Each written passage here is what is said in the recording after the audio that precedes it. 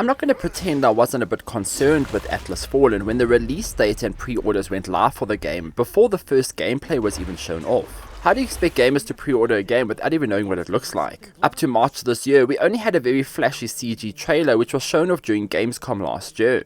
But after spending a few hours with Atlas Fallen myself, I have to say that the game is shaping up to be quite a bit of fun. Atlas Fallen is being developed by Deck 13, the same guys who brought you the Search franchise and Lords of the Fallen. It takes place in a land called Caladrius, which was supposedly all lush and thriving and stuff until something horrible happened and now there's just sand and dust everywhere. Streams, forests. The once great kingdom is now completely in ruins. Not only are the people struggling to get through the day, but there are huge monsters around called wraiths, which also make life very difficult. I make it sound simple, but Atlas Fallen seems to have quite a deep backstory to it that will be quite interesting to discover. The preview build I played jumped into the second act of the game, so it didn't really provide enough information for a full story breakdown.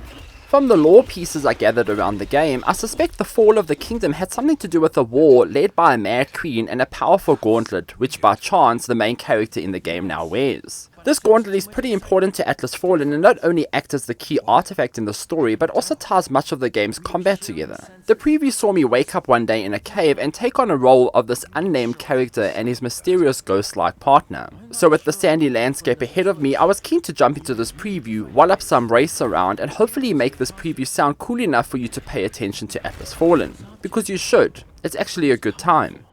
When I mention a sandy landscape, it is quite ironic because Atlas Fallen is literally a sandbox game with a lot of sand. With a large open world to explore, there's a lot to see and do. Thankfully, Deck 13 seems to have nailed down the general exploration and make trekking around this giant sand pit feel refreshing. Getting around is pretty simple thanks to a sand surfing parkour system where I could sprint across the sand like a badass. I could also double jump in the air and even air dash forward. All of this system is also upgradable, so getting around will only get faster and even more cool looking as you progress into the game. I think it was really important to have because of how much time you'll spend running around. For example, the air dash can be upgraded so I could air dash twice in the air before landing. This meant I was more nimble in combat, but also meant I could reach further platforms in the world. Some areas were even out of reach until the second air dash was available. So while getting around feels great, I also spent a lot of time fighting wraiths in the world. These sand creatures come in many shapes and forms and also include their own drop materials, weak spots and strength tiers. Some wraiths have parts which can be broken off in order to get specific materials too.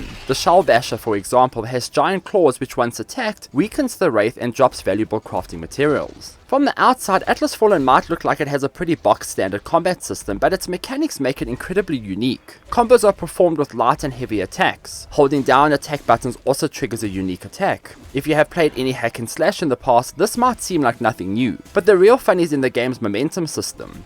During combat, there was a blue bar that filled up as I dealt damage. This bar is divided into 3 portions, and basically the fuller the bar, the better things get. A full bar meant I not only dealt more damage, but I also took more damage from wraiths at the same time. It also meant that each portion of the bar which was filled up enabled specific essence stones which are equipped into the gauntlet across its various slots. In theory, there are 8 smaller essence stones for buffs and enhancements to combat, and 3 larger slots called active stones, which are actual attacks and abilities. Say you completely fill up the momentum bar and have all these slots filled up, you'll then be granted every essence stone buff on the bar, as well as able to perform every active stones equipped on it too. So technically the last attack on the right end of the bar is super powerful and you have to focus on building up momentum in order to reach it. Once there, you can perform this active stone every time the cooldown ended on the bottom right hand side of the screen. I could also spend the entire momentum bar putting off a shatter attack which depletes the bar but deals massive amounts of damage. It's great for finishing off enemies, but that is just scraping the surface of the combat system in Atlas Fallen. A perfectly timed block can also freeze enemies in place. I could also dash around the air and perform some awesome aerial attacks. I also forgot to mention that the weapons equipped at the same time change size and form the higher and fuller the momentum bar gets.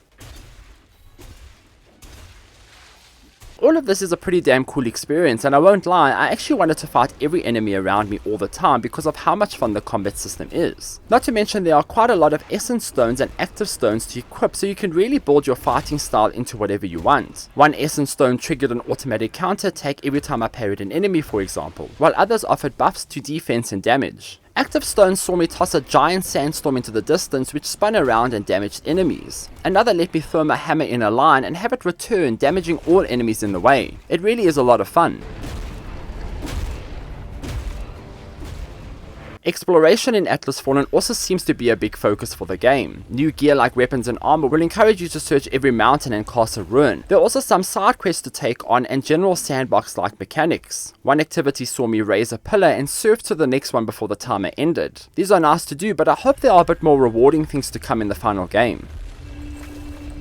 So after a few hours of Atlas Fallen, the game is definitely now on my radar. I enjoyed the preview and I actually can't wait to play this in co-op, especially because the entire game is playable in single player and co-op. I'm also excited to see how the gameplay expands from what I've experienced. New active and essence stones will definitely help make combat even more enjoyable. I also need to mention that the preview looked pretty impressive too. While there's just mostly sand and mountains to look at, the game's visuals were polished and even the world around me was highly detailed and engaging. Even the draw distance and the details on the mountains far in the distance ahead gave me this feeling of being lost in this mysterious world. I'm definitely on board for this game. Keep your eyes peeled. Excellent. I have waited a long time for this. So those are my early hands-on impressions with Atlas Fallen. The game is set to launch on 16 May 2023 for PS5, Xbox Series X and PC. Are you looking to pick this game up or have any questions? Let me know in the comments down below. Please do consider liking and subscribing and visit www.glitch.online for more gaming tech news and reviews. Until next time, farewell.